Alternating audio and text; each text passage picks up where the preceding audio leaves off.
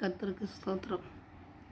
கர்த்தருடைய வார்த்தை உங்ககிட்ட இருக்குன்னா, கர்த்தர் அதை விதைத்திருக்கிறார்னு அர்த்தம்.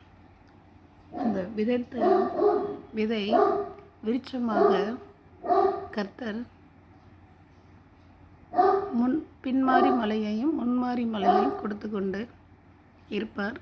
ரெண்டாவது, அவரோட வார்த்தை நமக்குள்ள வசனம் என்னும் மலையை பெய்ய பண்ணி கடினப்பட்ட இருதயத்தை நனைத்து, நம்மளோட இருதயங்கிறது நம்மளோட நிலம், நனைத்து அதில் முளைத்து இருக்கிற களைகளை பிடுங்கி எறிவார்.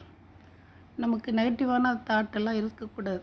கர்த்தருடைய வார்த்தை இருக்குது அப்படின்னா நாம் அவரை விசுவாசிக்கணும். அதை அவரே செய்வார். அதிசயமானவரே, ஆச்சரியமானவரே,